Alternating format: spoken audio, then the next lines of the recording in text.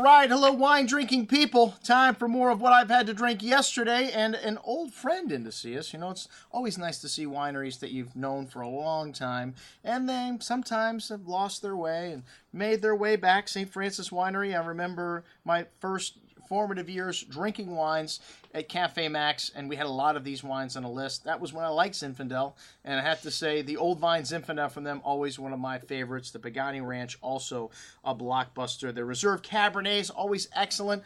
Reserve Merlot, outstanding, but for a while there, man, this was a winery that was forgotten, not gone, but forgotten in most fine wine lovers' minds. Anyways, the new wines of St. Francis, I highly encourage you to try. These wines really outstanding and incredible values when you look at, you know, the competition today. The Sauvignon Blanc, and this wine, a new one for me. I don't remember having St. Francis Sauvignon Blanc in the past. Really fresh and fruity, white grapefruit, green fig, kind of melon, a little briny note showing there. Bright and zesty on the tongue, a really nice balance of ripe fruit and that lovely savoriness that you get from Sauvignon Blanc, leaving the tongue salivating for food. At $14.25, a great little value, as is the Chardonnay. We showed this at a Chardonnay tasting, and Cafe Max, and it was several people's favorite. It was the cheapest wine on the sheet, incredible value at $14.25. A lovely ripe tropical fruit here on the nose, pineapple, peach, just a whiff of oak and creme caramel notes, juicy fruit on the tongue, smooth and creamy, and nice freshness here at the end. Sweet, but it's nice balance and a nice touch of oak spice, very good. The Pinot Noir here, again, I don't remember having St. Francis Pinot Noir in the past, but this is a lighter, brighter style of Pinot, some wild strawberry and red cherry fruit, pretty floral notes, a nice touch of cola spice there, smooth and velvety on the tongue with good freshness, that lovely sweet red berry fruit, delicious, very good stuff at $23. The Claret is a Merlot-based Bordeaux blend, staying true to the origins of Claret. Red currant and plum fruit on the nose, hints of sweet herbs and milk chocolates. Really nice touch of earth there, but the focus on that sweet berry fruit, plums, cherries, nice ripe round tannins, a nice little hint of that tobacco and spice and milk chocolate on the finish. Very good juice.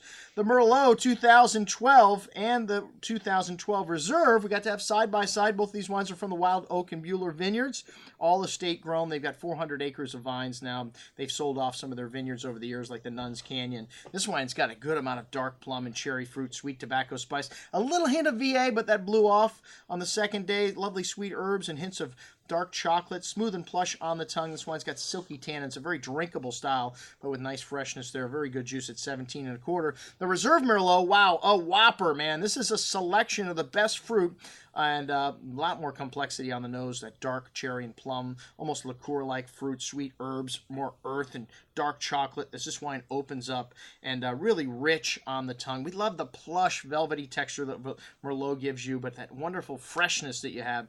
It's got great acidity. This one's got a nice complement of earth and spice on the finish. Only 500 six-packs produced. Excellent juice. The Cabernet Sauvignon Sonoma and the Reserve Alexander up next. And the Cabernet, really great value at $20.75, man. It's getting hard to even find Sonoma cabs in that price point that are good. This wine's got that lovely rich black currant and black cherry fruit, little bitter cocoa notes. Really big but round wine on the tongue, a solid core of that blackberry fruit and ripe round tannins, a nice touch of dark earth and cocoa on the finish. Excellent juice at $20.75. Most excellent is that Reserve Cabernet, though. Man, a big and rich wine. Lots of cassis and currant berry fruit, dark chocolate, black licorice spice, espresso. A much bigger version of the Sonoma. Much more richness, much more layers on the finish. That lovely plush, toasty oak. And this wine even better on the second day. Needs a little time to open up. They only made 600 six-packs of this.